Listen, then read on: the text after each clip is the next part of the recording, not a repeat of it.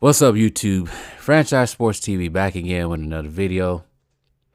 So, not too long ago, probably last week, of course, I made two videos. One on Paul George and all these basketball players on their podcast, and another one on Demar Derozan talking about if he would have stayed on the Toronto Raptors instead of Kawhi, they would have went to the NBA Finals, which I don't think was true at all.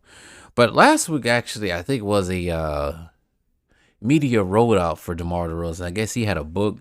He promoted it on ABC, and then he went on to promote it somewhere on ESPN. Like I said, he was on a podcast with Paul George. And like I said, I don't agree with the Toronto Raptors with him being under. They would win the NBA Finals. They would have to get rid of Philadelphia 76ers, and then they would have to play the Milwaukee Bucks. And I don't think they would beat the Philadelphia 76ers at all. And if they even did, I don't think they would beat the Milwaukee Bucks because there's no one on that team to stop Giannis. But anyways, like I said, DeMar DeRozan's out. Paul George's podcast, is it Podcast P with Paul George or something like that? And Paul George is sitting there. You know what? I'm going to take it easy on him. But Paul George is just sitting there talking, right? And so they brought up the whole situation with Anthony Edwards and what he said about NBA players not having skill. I know some people, on this channel, we had a problem with it. I know some people tried to act like, I don't even think he was serious. No, he was serious. Because I always say, if you don't know, just shut up. Just stop short. Just say, I didn't really watch those guys like that. The only one I know of is MJ. But DeMar DeRozan said something very interesting that pretty much we all been saying. I'm glad someone of my age finally has said this. He actually starts off saying that he knew every player back then that was in the league. Most of the rosters, I think most of us knew that because we grew up watching the NBA. We loved the NBA back then. Not so much now. But this is what he had to say about the whole Anthony Edwards situation when Paul George asked him about it. About nobody was skilled other than Jordan back in the day. What's your takes on that? My take is listen, Ant is one of my favorite players to watch. Mine too. By far. But even something like that, we never would have made no statement like that. Right. Right. You see what I'm saying? Because regardless, at the end of the day, I respect every OG who ever played this game. This game was built on a foundation of taking steps of wherever it came from. Mm-hmm. And I never discredit wherever the league was at 20 years ago because it's all about, elevating. And granted, I only read the headlines of what he said. I don't know what context further he went into to further explain it. But if you look at it back then, it was those guys still was incredible. Mm-hmm. Like, they still was. Like, you look at a guy like fucking Ron Strickland. He wasn't skilled. Right. No. Right. You know what I mean? Was for sure. Like, Right. you can't tell me it wasn't no skillful guys around just because at the time you have such a phenom of a athletic freak in Michael Jordan. Don't discredit everybody else. Right. We had one of the best bigs to ever play this game, Hakeem Olajuwon, playing the 90s. That was most skilled. He had big. the most skilled big I done seen play in the 90s. Mm-hmm. Win back-to-back championships, MVPs, defensive players. Like it's so many of those. You look at it, even a fucking Scottie Pippen. Like, you see. Just had to pause it for a minute. I recently made a video about Kendrick Perkins talking about Nikola Jokic is the best international basketball player he's ever seen. For every damn reason he said that, I don't know why.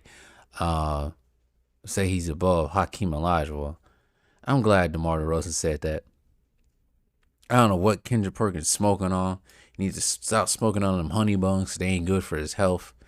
But there ain't no way in the world that Nikola Jokic is more skilled than Hakeem on both sides of the ball. And I'm glad some of you guys came in the comment section of that video and spoke your truth about both. Because there's no comparison. But anyways, let's keep going on. Turn this back on.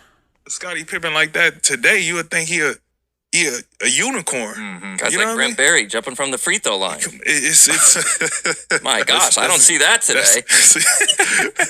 But it's like, my thing is like, I was trying to understand where he was coming from, but I know from my point of view, I would never discredit or undermine anybody who came before me, because regardless, like, I watched fucking Alex English play. He wasn't fucking athletic. Like, he wasn't this, but I used to always watch his tape on him on how he got buckets, how he scored. Whether if it was simple or not, it was a skill that he had that he mastered. You know what I mean? You look at George Gervin, you don't see nobody. I had to pause that right quick because they keep trying to, these young dudes always keep trying to say, oh, they want athletic. Yeah, some people want athletic. But if they was to play in today's league, like he just said, Alex English will be putting up buckets. It's not always about how athletic you are. It's about the skill, the footwork, your knowledge for the game, how to break down a defender. And most of these dudes back then knew how to do that. The old NBA players knew how to break down a defender. Larry Bird was not the most athletic player. But you know damn well, you put him one-on-one with you, it's a bad night. I think recently Dominique Wilkins spoke about that the first time he went against Larry Bird. And Larry Bird was talking crap on him. And he couldn't, he said he can barely do anything with Larry Bird. But anyways, I'm gonna let Demar keep talking because this video's almost over. Let him keep talking. Shooting no finger rolls like him. Right. That's a skill that you cannot teach. And I feel like everybody had their own skill. Just because it wasn't to a Michael Jordan level, don't discredit it. That's my only take to it. We had my pops on last episode, and so this was the conversation we had. And my viewpoint, and not to put words in his mouth or not to try to explain what he was trying to say, I took it as he was just trying to relate MJ to how we move in today's game. You know what I mean? Like us being athletic and high flying and athletic maneuvering, acrobatic in the air. That's what I was hoping he was referring to without being able to explain everything that he meant to say about that situation. So hopefully I'm helping him in that. Listen. We all got an opinion. Because it was a bad take. Yeah, I get it, but from my perspective, like I said, bro, I got Ant, my favorite player. I got his jersey this year. I ain't gonna lie, I asked for it. I don't give a shit. But my point of view is just like, I would never undermine anybody who came before me, because they built a foundation for us to be where we was at today. Yeah. Now imagine somebody 20 years from now saying, Ant Edwards, you ain't that athletic. You know what I mean? Or you wasn't as skilled as, you know what I mean? Let's hope the game get that far ahead. You know what I mean? We all got to start and finish somewhere. Yeah, that will be interesting because it's funny. All right, I'm in there right there. But the biggest thing out of it, don't undermine the players of the past. I think that's why some of these young kids don't understand. You can't undermine the past because they laid the foundation out, like DeMar DeRozan just said. Half of these players, they just don't get it. If it weren't for these players back then, there'd be no NBA.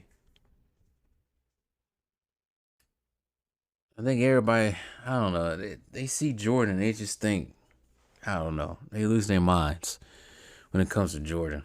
I think Jordan is so, I don't know, he's so high up there. And it's just creating this frenzy. But outside of Jordan, like DeMar DeRozan said, there was so many other people that had certain skill sets.